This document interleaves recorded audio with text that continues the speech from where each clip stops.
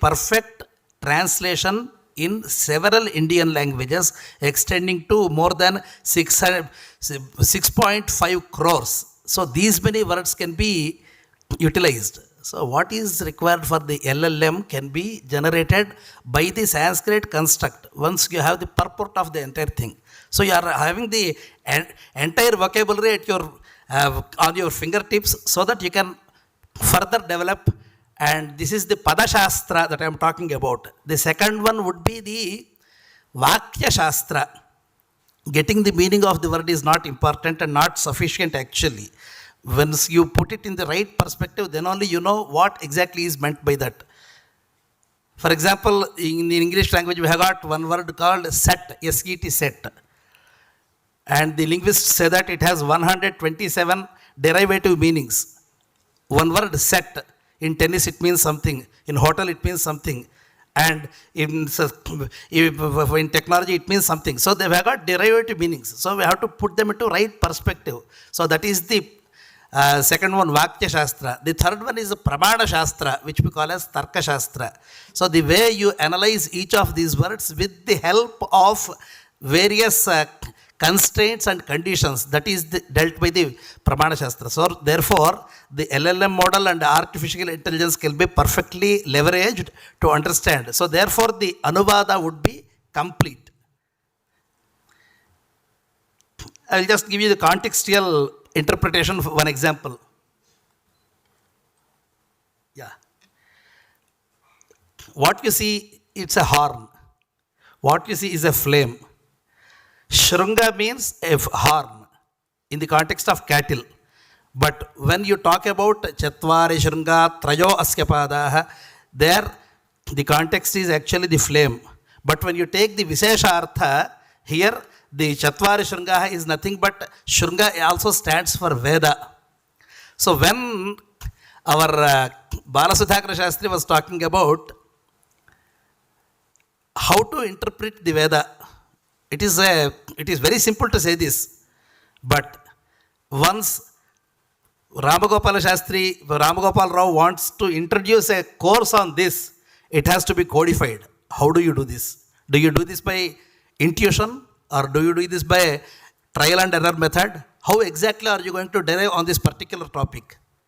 And Mantra Shastra says the same thing about something.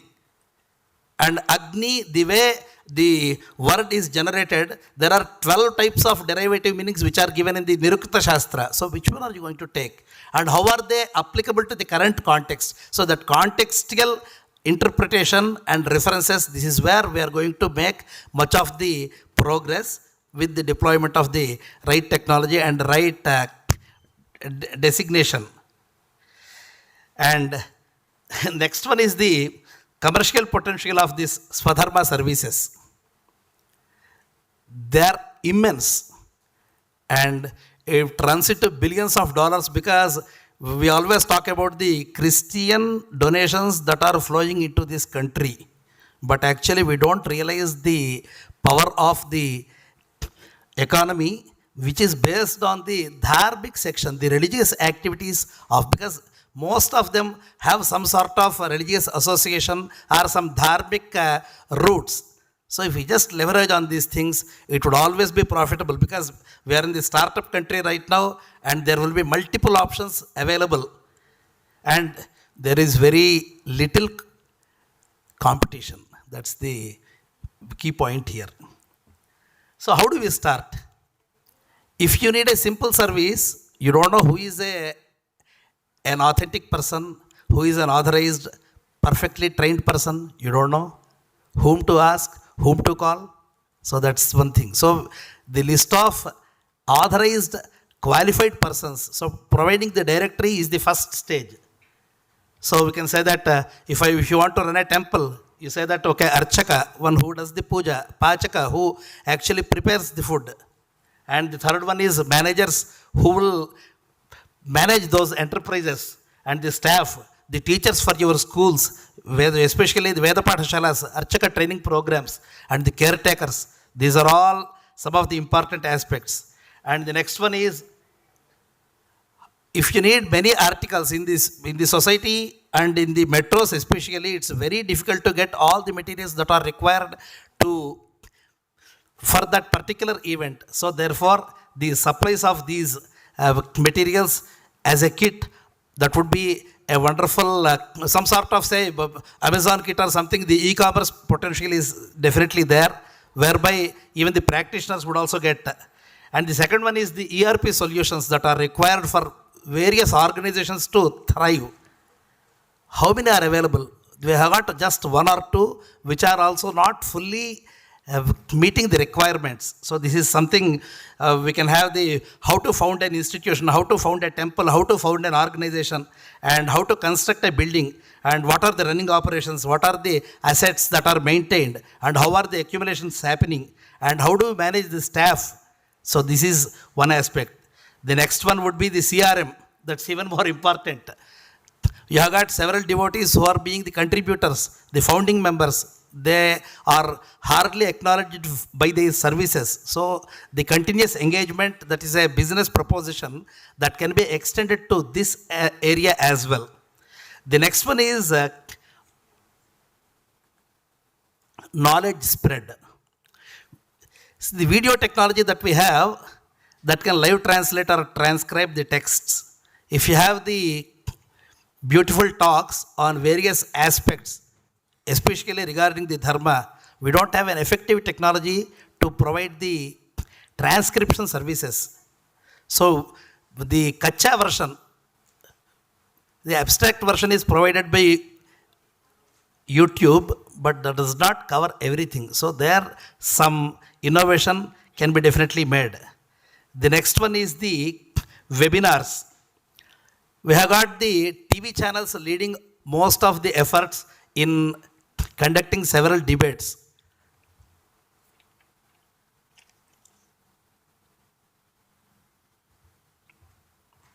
When should I conclude?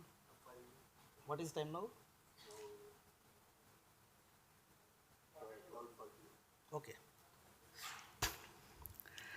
So the webinars that could be telecast from various stakeholders by having meaningful debates.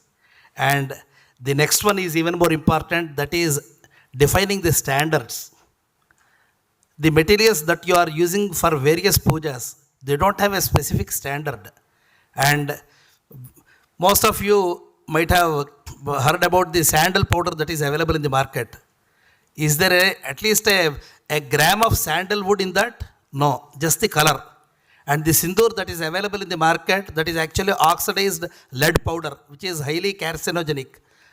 And most of the Hanuman devotees, they said, okay, you have to apply out on this thing. And we don't know the after effects of it. And there is no standards that are actually defined. So therefore, the definition of material sciences, especially in taking each of these products and giving the minimum standards of each of them, would be very much required. The next one is standardizing the services that are available, and the last one would be the recommendation for users. The certification from manufacturers such as BIS, FSSA. Similarly, for all the dharmic products, we can have such as the Arshadhatu or some other SRIVT. Okay, we have analyzed these products and they conform to the standards given by the Shastras, and they are safe. All humans can use them for topical use or something. So such sort of certification would be very much required. And the certifications for the service providers is also very much required, so that we have a minimum standard. And the next one is the application of AI for simply three things. If you have a question, okay, we can answer these questions by getting the networked institutions and various scholars who are catering to that particular question. We can have the information which is summed up on a particular page. And if you need any service, okay, we can provide that. And if you need any material or kit for any of these events, that can be provided. So that the technology groups and the scientific research groups can put their thoughts together and give something which is relevant to the society in the dharmic sphere. And I urge all of you to think broad, think big, and think biz. but make it affordable for everyone. That's all. Thank you.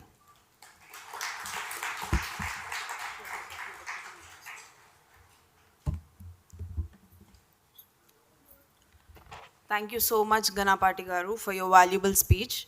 I would like to request our session chair Ram Gopal Rao Garu to felicitate Ganapati Garu. I request my team to help serve with the felicitation.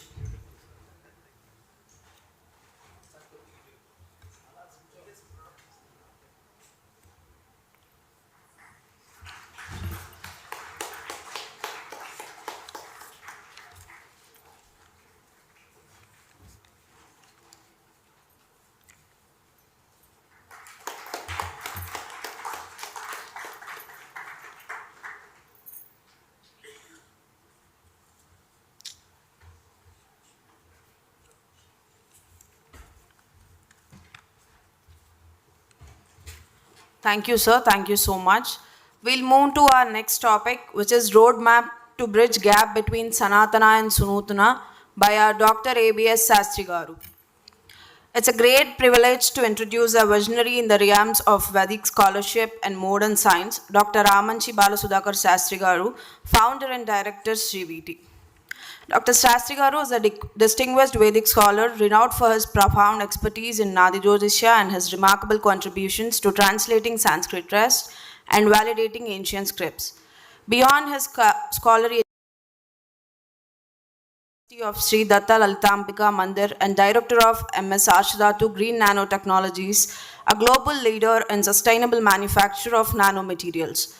Through his pioneering work, Dr. Sastry Garu continues to inspire the scientific community and revolutionize the landscape of material science and technology. Please join me in welcoming Dr. ABS Sastry Garu, whose contributions to both ancient wisdom and modern science are nothing short of extraordinary. Please, sir, welcome.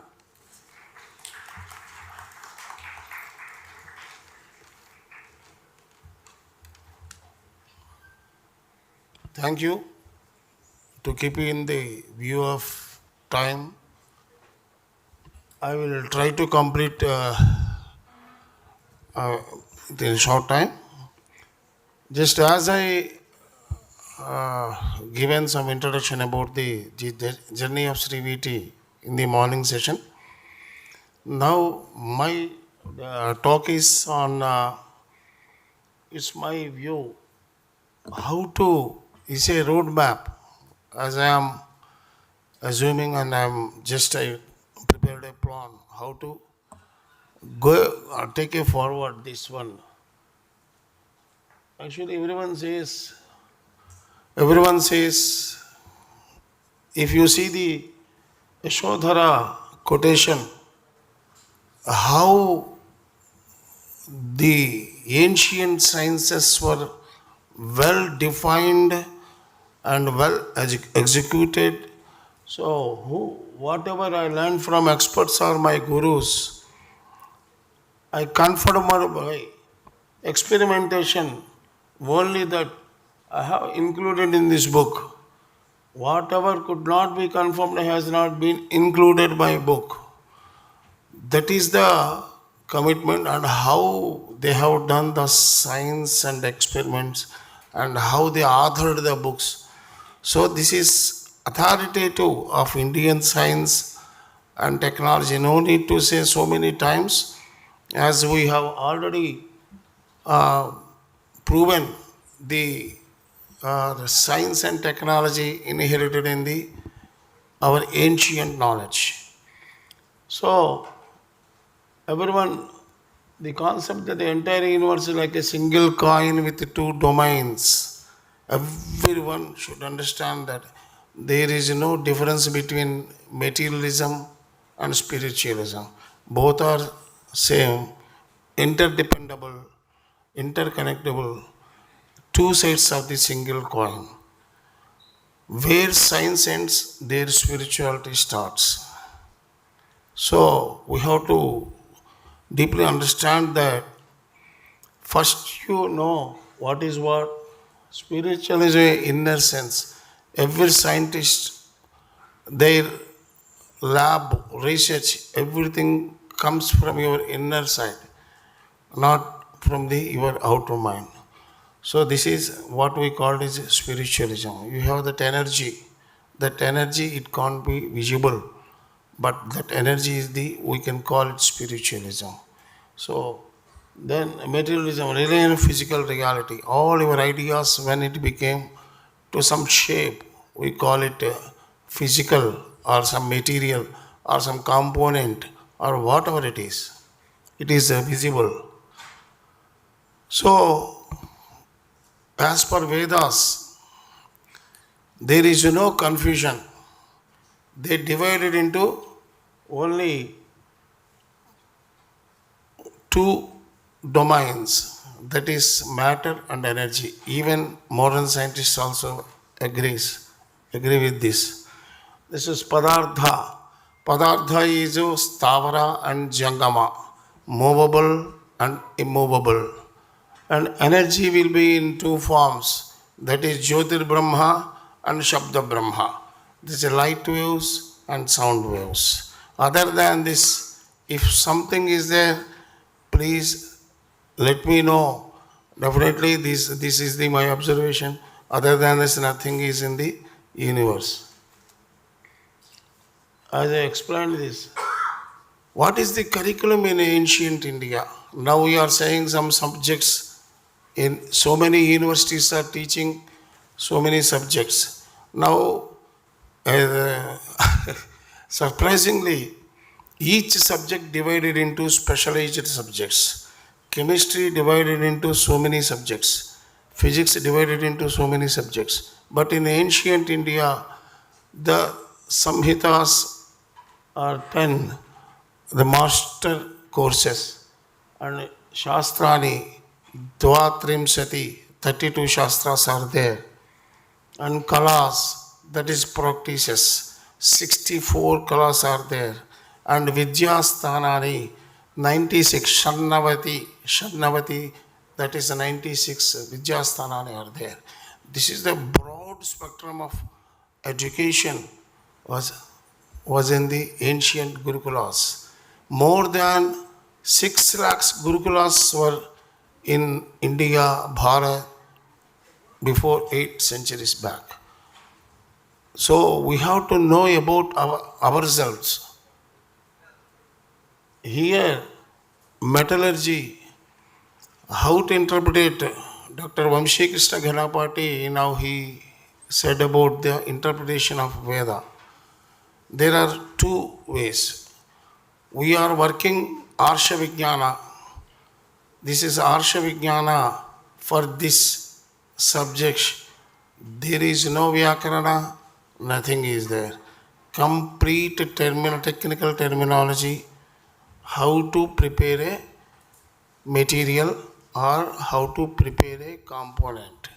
So the interpretation of this Arsha Vijnana is only based on the identifying certain materials, certain herbs, certain minerals, whatever it is. Then process development. The method of these process methods, how to build up. So, Mayura Griva Sankasham. Here I have to say this one word. Already all these years when I was doing this research, everything in what they have said, I have a thought, and when I have seen the Vishnumurti photo at my house in the puja room, suddenly I got idea that Vishnumurti is blue color. In Rasha Shastra, every material has again synonyms. Every synonyms, again there are God's names, what we are devoting now. So Vishnumurti is copper sulfate. Neelavarna. So Arka, Samudra is there, Kshira Samudra. Kshira in Rasha Shastra, Kshira bole to yeki meaning, that is Arka Kshira. Arka means what you call Jilledu. Kalau. Yes. Yes. So, in Rasha Shastra, anywhere in Ayurveda, if they mentioned Kshira, that is only Arka Kshira. So, Arka Kshira, Kshira Samudra, Arka Kshira, Mahavishnu, copper sulfate, Naga, Adisesha is, Naga means lead carbonate, and Lakshmi is serving. Lakshmi is Manishila. This is gold formula for your information. This is gold formula. How our Maharshis visualize, how they have given Rupa Dhyana Ratnavali. Everything is science. We have to put our mind, we have to involve in the science.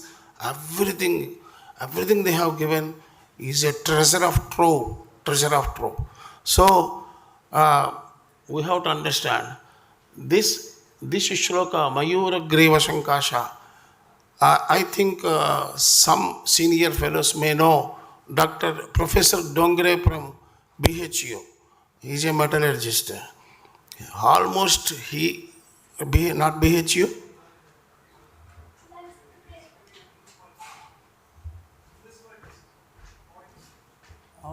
Coinist. Okay. Indologist.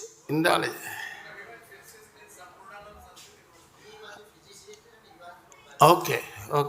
I am correcting myself. That's why Professor Dongre, I heard about him, I read about him, about his works. He prepared one yantra also, that is based on Vaimanika Shastra. And he wrote somewhere to become to know this meaning of Mayura Greva. He spent almost few years. I wrote his name. But I don't know, after some time, when I was Mayura Greva, immediately I got some thought. What Vamsi is saying, this is not possible by learning. Intuition is also very essential. And Guru Anugraha is also essential. Mayura Greva is nothing but copper sulfate. I immediately within I have tried copper sulfate and I got this. This is the nano copper formula. If you read this shloka, you cannot understand that this is a formula of nano copper. But this is only interpretation. This nano copper, just you see the testing results. Even any nano material will get oxidized at certain temperatures. But you see, my nano copper, what I prepared, even some degree, you see the very individual particles of nanomaterial, that is temimase, and you see the purity, that is semimase, 100 complete CU, no other peaks, and sizes you see as per PSA around 10 nanometers. And surprisingly, when we have tested it AFM, even 800 degrees centigrade, the nano size retained at 45 only. That is the beauty, that is the greatness of using nanomaterials. Why I am saying all this? This is one more. When modern scientists doing nanomaterials, this is what their limitations and how costly and what is the my process, a SRIVT process. You can see the comparative table. This is not scalable in modern labs, but I used to actually how it is happened, I don't know. That is nano copper. Professor B.S. Murthy, when he came to my institute, I am drying copper material on the newspaper in the sunlight. He came, he saw, he get interested. Sir, this copper is very fine, like flowing. Can I have taken 2 grams? Murthy Garu, you take all 2 kgs. I don't know, I will prepare again. He has taken the some 50 grams, 100 grams. After 3 days, at that time, we both are Nishacharas. At that time, 2 o'clock or 3 o'clock, he called me. Sastry Garu, this is nano copper. What we are struggling for a long time, because copper is nature. Copper nature is immediately get oxidation. So how you are drying in the sunlight? No oxidation is there, no agglomeration is there. So that is the just one more thing. Just I would like to share with the scientific authentication of our processes. That's all. And the simple. This is simple. Plant extract, copper sulfate, and nano copper. Single step process for the nano copper. Only single step.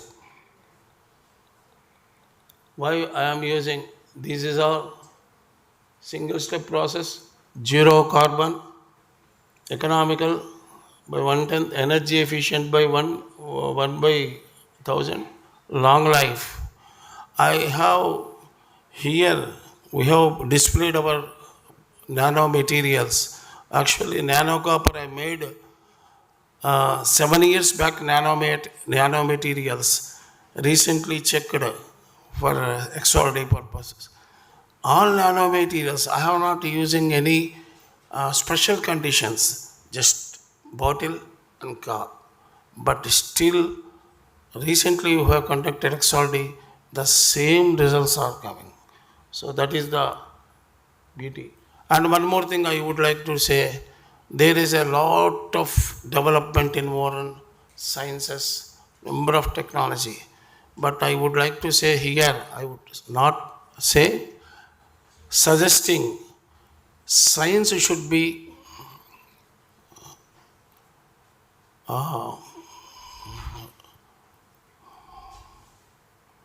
science and technology should reach our necessities, but science and technology should not create necessities.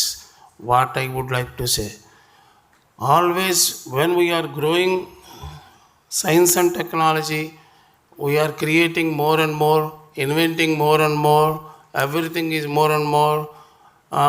So will it be useful to us or not? So you can see all technologies were well authored in our ancient sciences. You can see some I have given. I have collected more than 400 technological series, and I have the gist of all technological series also I prepared. So integration of ancient Indian sciences and modern Indian sciences. Only I request, science has no boundaries. So scientists should not have any boundaries. I request modern scientists, please accept. If it is correct, encourage. If it is not correct, try to correct them. Everything is not possible, because this science is not well documented. Because as Vamshi said, it should not go to the misusers. That's why they all kept in a wrong ways. And all these technologies are now what globe is seeing for sustainable technologies. All are this is awareness and advocacy, resource allocation and support, policy and leadership. These are the main things now this research should require. Otherwise, what will happen? A one man or one institute cannot achieve so many things. For each shloka interpretation, I used to take minimum 6 months, because I have to interpret it, I have to identify, I have to procure, I have to make trial and error and all those things. So These a roadmap. First of all, we have to join hands. Only one science is there. Don't deviate. And this ancient science and modern science, I believe from today onwards, we have to call it only one science. That is one science and one globe. All these sciences are in timely introduced by so many people, so many branches of sciences. But science is common. This is the literature today, activity flow, process flow chart, process experiments, characterization, modern adaptability and engineering, optimization, scale up, application sets, publication patterns, tool design, and commercialization. If we take it forward, definitely there will be no boundaries between, compound walls between Vedic sciences and modern sciences. So here, role of academia I have given. So academic institutions are all institutions come forward to how just Ram Gopal Rao is suggesting me. Definitely we will plan one certificate course like that academia and R&D institutes where some problems are there. Definitely we are here to address. We have to completely, this is nation interest. We have to think only interest of nation, not personal. And industrial sector, commercializing as morning Satish Reddy said, how to commercialize all these technologies. And expected outcomes are like this, because this is the enhanced innovation, global competitiveness, sustainable development, and economic growth. These are interdependable. So cultural preservation, holistic education, healthcare advancements, and strengthen the national identity. This is the very important point. This is our identity. So we have to safeguard. You are all the next generation, future Indian soldiers. So integrated network framework for science and technology, seamless integration for universal recognition. These are the important points we have to go. And elevating the status of Indian knowledge systems, coordination, interconnectivity, and strategic platforms. So due to time problem, I'm just closing my speech. And national mission for what a suggestion, what government has to do. Government has started one national mission for science and ancient science and technology. Our national NRF, National Research Fund is there. They have to give inclusion of national education policy. Actually 2020 NEP is very similar to these ideas. Public-private partnerships.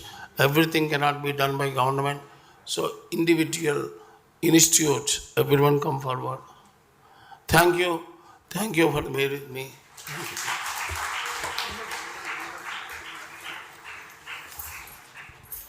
Thank you, Sastry Garu, for your valuable speech. I would like to request our session chair, Ram Gopal Rao Garu, to present the memento and shawl to Sastry Garu. I request my team to help with the felicitation.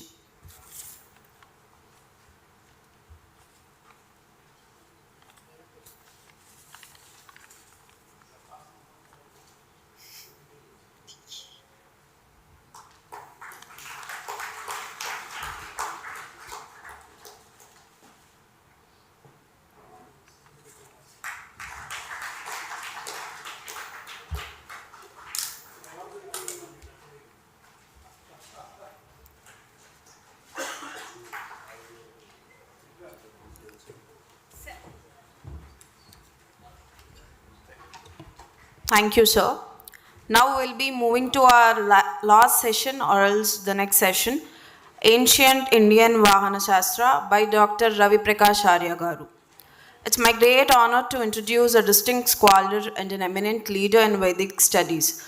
Dr. Arya Garu, he has many accolades. He has received a testament to his deep commitment to the promotion and education of Vedic knowledge. His scholarly excellence has been recognized with prestigious awards, including the University Medal from Punjab University. Dr. Arya Garu's work bridges the ancient and the contemporary, making Vedic wisdom relevant and accessible to the modern world. His leadership at Maharshi Dayananda University and his contribution to the border community have established him a guiding light in the field of Vedic studies. Please join me in welcoming Dr. Ravi Prakash Arya Garu, a scholar whose dedication to Vedic sciences continues to inspire and elevate the field. Please welcome Ravi Prakash Arya Garu.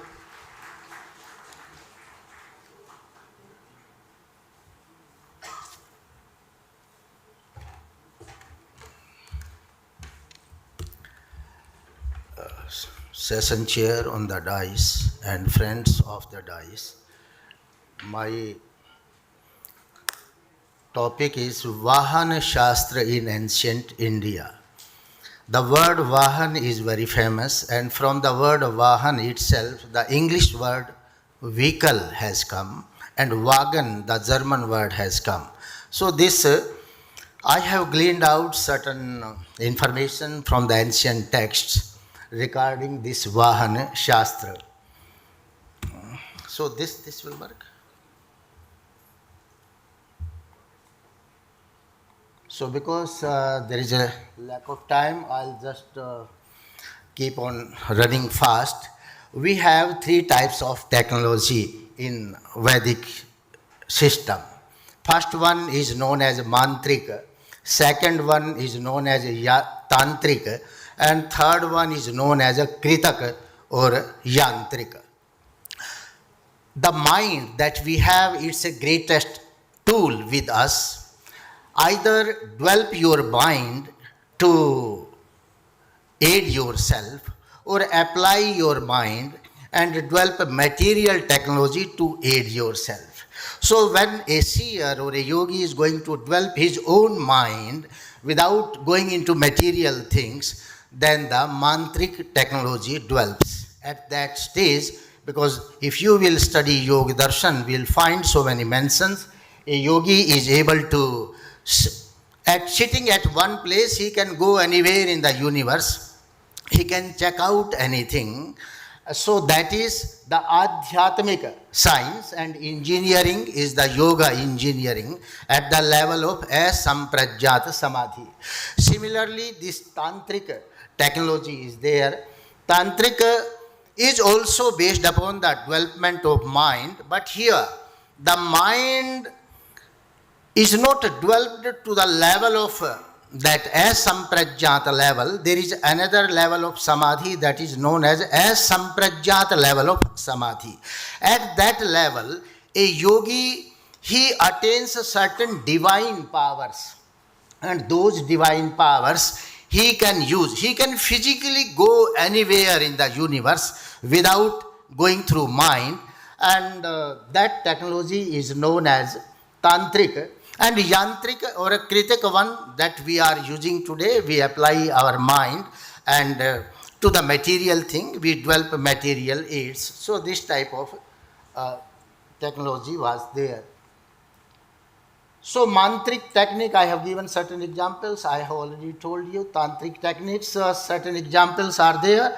This in Yoga Darshan you will find divinehood will be developed, divine vision, divine audition, divine olfaction, divine skin sensation. Television will replace with divine vision, or telephone will replace by telepathy. Different mode of transport such as air, marine and surface will have their substitutes in divine powers of Utakranti, Jalasanga, Pankasanga. Utkranti means going in the air, Jalasang walking on the waters, Pankasang walking on the muddy water. So this type of Akash, Gaman, etc. So this type of things with the divine powers a yogi can have. So this mantric technology is the subjective one. It cannot be transferred to any person. Only a yogi who has attained these powers, he can utilize it. But and similar thing is with the tantric technology. But yantric technology It can be used as a commodity, it can be shared, it can be transferred, it can be commercialized. So there is a sanskar process of engineering there. Certain things have changed here. I have given definition of technology as per different shastras. I am not going to indulge in it. Then engineering was the technical skill undertaken by Samrangana Sutradhar. In Samrangana Sutradhar, Raja Bhoj, King Bhoj, he says that this old technique, he is talking about this yantrik technology, and he says parampariyam kaushalam saupadesham shastrabhyaso vastu karmodyami dhi samagriyam nirmala yashasu asmis chitranyeva vetti yantrani karatum. And he further says yantranam ghatna nokta guptyaratham najyata vashat. In Samrangana Sutradhar, there is a 30th chapter in Yantra Adhyay, that is known as Yantra Adhyay. He mentions there the Vimanas, many Yantras, and he says their technology is there with me. I am not revealing that technology, because that technology, if I will reveal, the patent of certain families, because in ancient India, there were no these multinational companies, big industrial houses were not there. Even the technology, knowledge system, whatever it was there, or Ayurveda, it used to be, practiced by certain families. So it was the family tradition. They used certain families, they were working with the shipping industry, certain families they were working with the Vimanas, certain families they working in Ayurveda, astrology. So this type of system was there. That is why King Bhoj says that I am not revealing all those technologies, Guptyaratham, so that their copyright may not be disturbed. So now I am coming to that vehicle part, ancient vehicles. As I told, mantrika, tantrika and yantrika. Mantrik, tantric is very much clear. Now I'll come to the yantric level of vehicles. In Rigveda itself, there is a mention of Vimana, Vahana, and those Vimanas could be used in the air, on waters, as well as on the land. So, three types of vehicles they have used. And the mode of transport, as I told, in Bhrigu Samhita also he says, Jal nokaiva yanam shad bhumiyanam ratham smritam akashi agniyanam vyomyanam tadaivacha. He says, whatever vehicles they ply on the road, they are known as a rath or a yan. The vehicles that float on the water, they are known as nauka, and the vehicles they fly in the sky, they are known as Agniyana, and the vehicles that go in space, spaceships, they were known as Vyomayan. So three types of this transportation was there. Surface transport, so far the word Rath is there. Mostly the people think that Rath is this chariot drawn by horses. This is not meant in the Vedas. Rath, Nirukta, one of the Vedic scholar Yaska, he defines Ratha and he says Ratho Ranghater Gati Karmanaha. That the Ratha means that which moves on the land. So every vehicle, whether it is car today or train, whatever it is there, it is a Ratha. And the horse that were to be used to the chariot, they were not these horses, but the horsepower meant by that. Similarly, the air transport, I have already told that this three types of things. Tripura Viman mention is there. One vehicle, it used to go in the sky, it used to swim on the waters, it used to run on the road itself. Similarly, the space transport, I have already mentioned.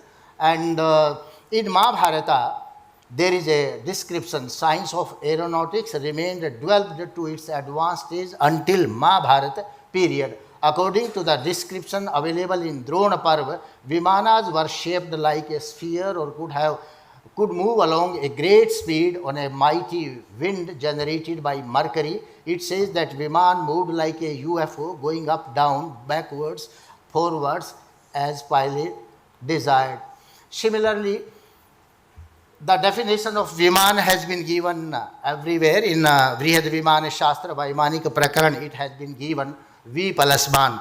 The machine that behaves like a bird in the sky, that is known as Viman. So, different other scholars, scientists, ancient scientists, they have also given this definition. Almost it is the same one. Then these yantrik Kritik Vimanas, they were of 25 types. Kritik Vimanas are described of 25 types, which were named after their form, capacity, nature of the operation. Some of them may be mentioned as Tripura, which was capable of moving equal, and Shakun, Rukma, Saundra. This type of 25 types of Vimanas have been mentioned. Airports have also been, we find the description of airports in India. Indra's city of Amravati, we find a description of airport where Vimanas were properly stationed and used to land and take off in a similar manner as we see today in our busy airports. This is in Mahabharata. And the meaning I have given that verse. And having beheld the celestial gardens resounding with celestial music, and strong-armed son of Pandu entered the favorite city of Indra. In addition, he beheld their Divya Vimanas, spaceships by thousands, capable of going everywhere at will, stationed in proper places, and he saw tens of thousands of such vehicles as moving in every direction.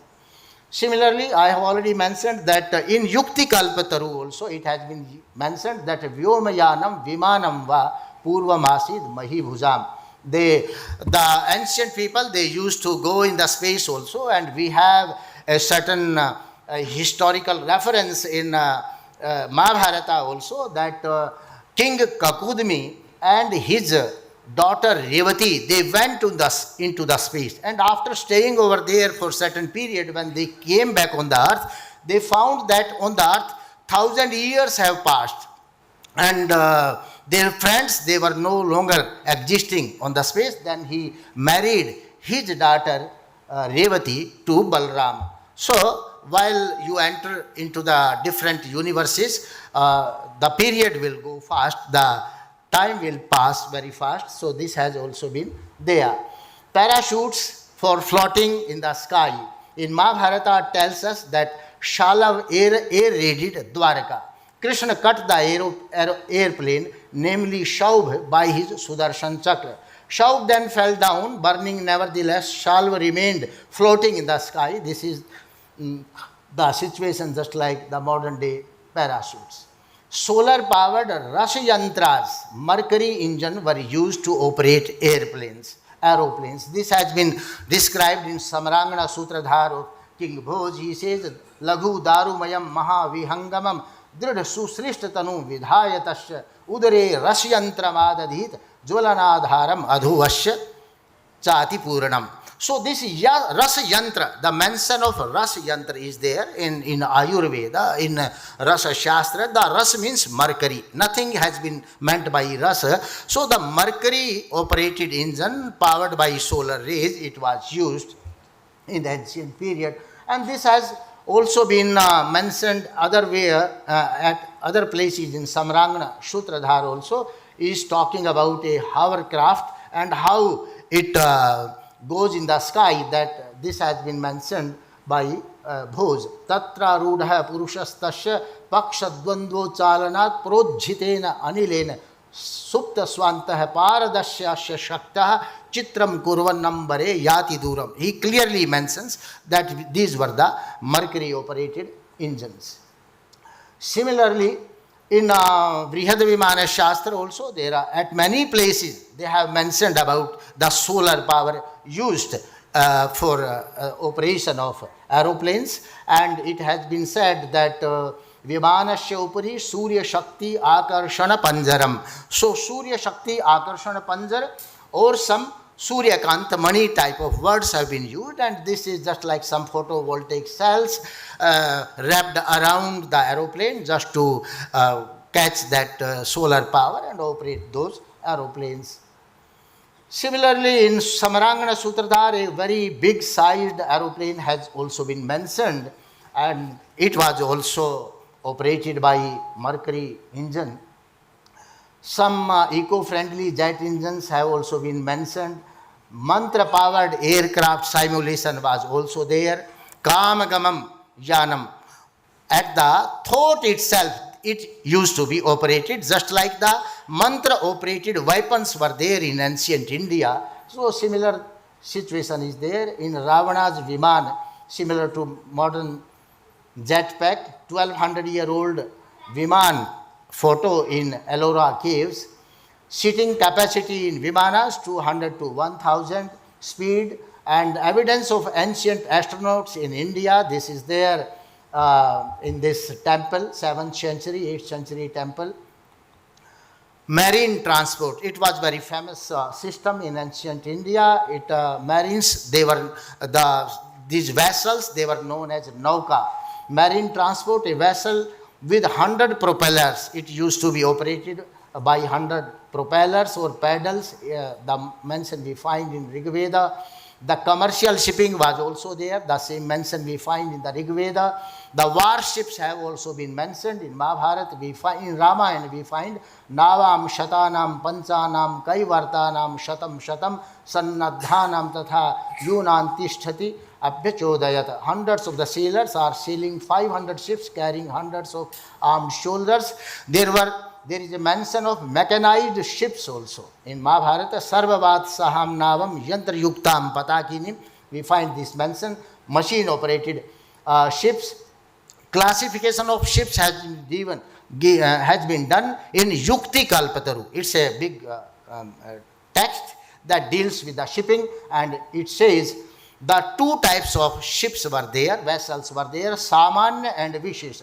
Samanya type of vessels were simple and ordinary type of vessels, mostly plied in rivers. Samanya vessels were classified into 10 types, and these are the names: Kshudra, Madhyama, Bhima, Chapala, Patala, Abhaya, Dirgha, Patra, Puta, Garbha. Means all feminine gender, through feminine gender they mention it. Dimensions of the vessels have also been given in Yukti Kalpataru. Vishesh type of vessels have also been mentioned there, and they are of two types. Dirgha as second one is Unnata. So Dirgha type, all these 10 types have been mentioned, and their dimensions have also been given over there. Unnata type, 5 types are there: Urdhava, Anurdhava, Swaranamukhi, like that. And dimensions of various Unnata type of vessels, they have been also given there. Their painting and design of vessels, it has also been mentioned. The vessel with one mast was painted blue. Vessel with 2 masts were painted yellow. Vessels with 3 masts painted red. Vessels with 4 masts painted white. And there is also mention of vessels with cabins. So they were having cabins also. And Sarvatu Mandir, so vessels which were used to carry all royal things, royal house, and all these things have been mentioned there. And this royal vessel, a particular type of vessel has been used. The picture of the celestial bodies, it has been the gold, silver and copper metalwork was used in these vessels. Material used, that has also been given in this Yukti Kalpataru. And it has been mentioned that no iron was used, so that the vessels would not be attracted by any magnetic rocks. So metals were, this was not used. Even John of Monte Corvino, Marco Polo, Vasco da Gama, they have also mentioned it, that Indians were not using any iron nails in their vessels. The India's shipbuilding industry, it has been mentioned by Marco Polo, this Nicoli de Conti, all these people, they have done it. So this is the brief description of the Vahana Shastra in ancient India. Thank you.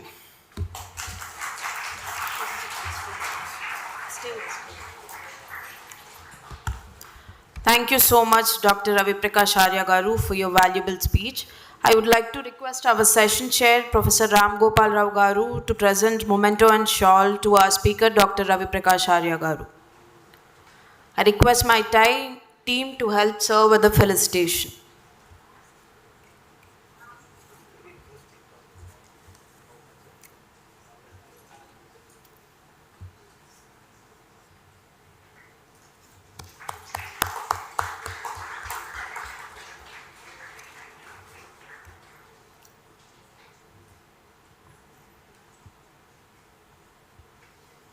Thank you, sir. I would like to request our session chair, Ram Gopal Rao Garu, to give his concluding remarks to this session. I would like to thank all the speakers for that for their excellent presentations. So I think we are already 10 minutes late for lunch. But if you have any pressing questions, I think maybe we can have one or two questions. Any questions from anyone for the speakers? Please, yeah. Please. Very interesting talk. In one of the slides, there was a mention of materialization. In some other books I have read, it mentions two types. One thing is, I'll give an example. Something is materialized, a ring, gold ring is materialized on my palm. It was already there somewhere else. It is transported here. It looks like materialization. There is another topic which was not existing in that particular form, but it has materialized. So I just wanted to know what was Sir's reference in materialization. Sir,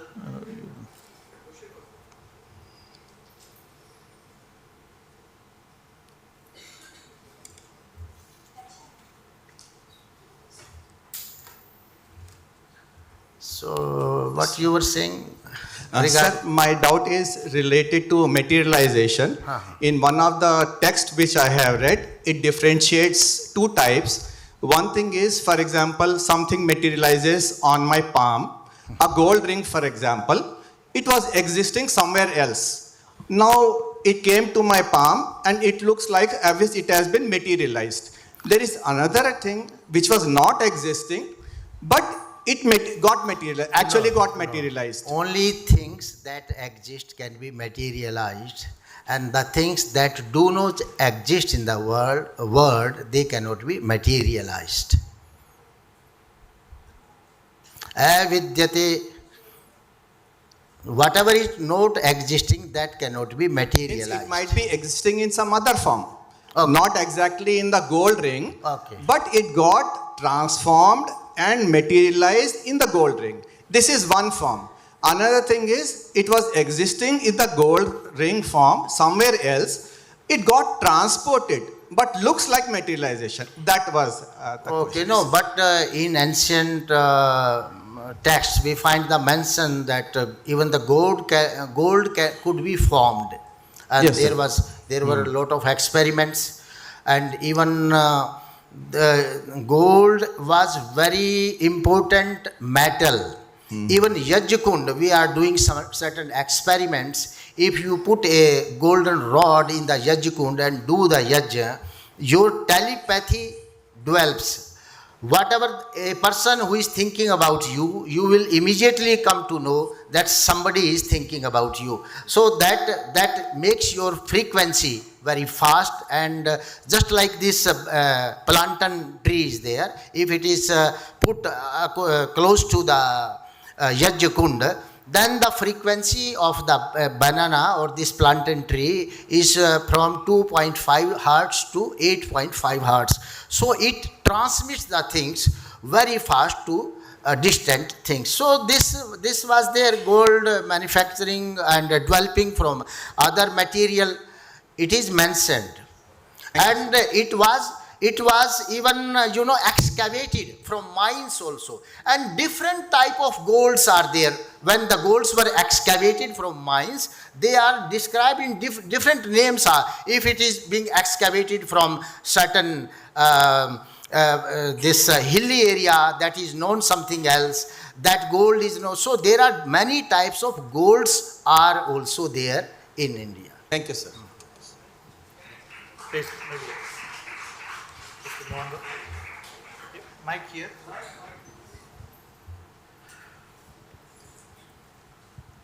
I have two questions, but I'll ask only one now. You said many times you mentioned Rasayantra, mercury-based machine. Do we have any idea how mercury was actually producing mechanical power? Is there anywhere described anything? Actually, this is not described, but we are doing experiment. One of my friend scientists, he is doing lot of work. He has lot of help with us, and he is trying that how the vehicles they can be run through mercury. So he says only a smaller part of the mercury will be enough to airlift the things and to run vehicles, just like. No, so it's not just a hand waving. If any such technique is available, we'll be world leaders. We'll make such a dramatic change. If any mercury-based machine is there, I think we should dwell on it. If this is not just saying that something is there. It's very important. For example, today, most important thing is battery vehicles, this vehicle, that vehicle. Right. We need vehicle. Yeah. And if mercury-powered machine is there, that concept itself will change the world. Yeah. If but, something is there. The procedure has not been given over there, but it is mentioned that King Bhoj, he is 20th century AD, 2nd century, King Bhoj, Raja Bhoj. He was in 2nd century AD, and he has a vehicle which was operated by mercury. No, that's what I'm asking. Is there any idea about how mercury might be producing mechanical energy? Do we know anything about it? Or your own experiments, do we see anything, any movement has come for the mercury? Yeah, mercury, we have seen the things just like this engine, this earlier railway engines were there, that bhap engine. It works the same way. Okay. But with a little heat. Sastry might say. Actually, mercury has 24 stages of purification, stepwise. At each step, mercury will give one property. That is Agnibaddha is 18th sanskara of mercury. And the 22nd sanskara of mercury is become regenerator.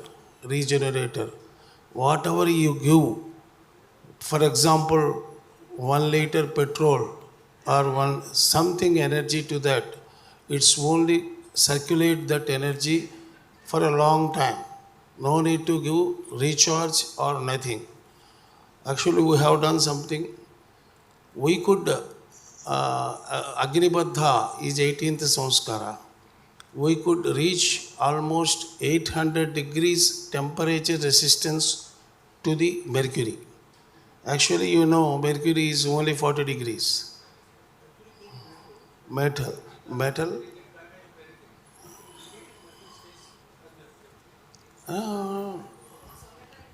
No, it is evaporate. Mercury. After Mercury is not highly volatile. Mercury, anything you can make. Mercury cannot be volatile. Volatile means petrol is volatile. Petrol is volatile, but mercury is not volatile. Not volatile. Mercury is not volatile. Evaporator. Liquid. Mercury doesn't have low boiling point. See, you use in your thermometers, mercury. You can't see? It means you have some problem with the eyes. You can see.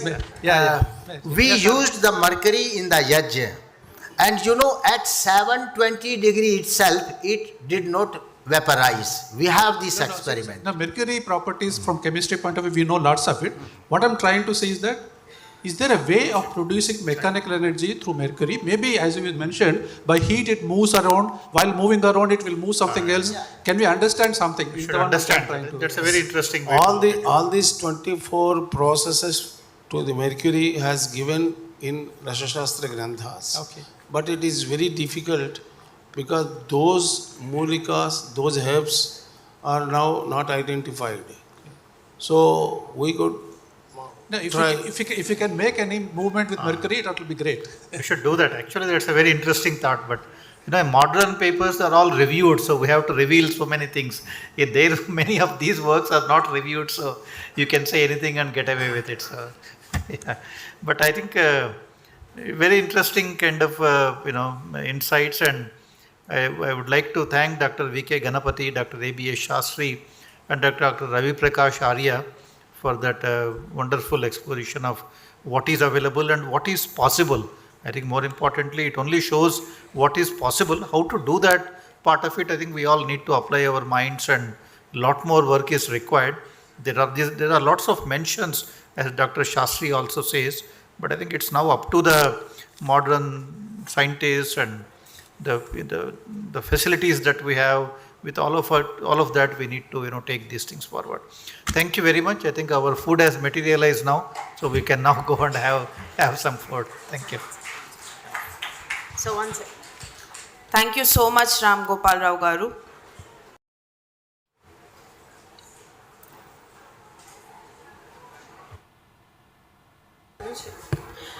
I would like to invite Dr. A.B.S. Sastry Garu, P.G. Rao Garu and Murli Krishna Ayanki Garu to felicitate our session chair Ram Gopal Rao Garu.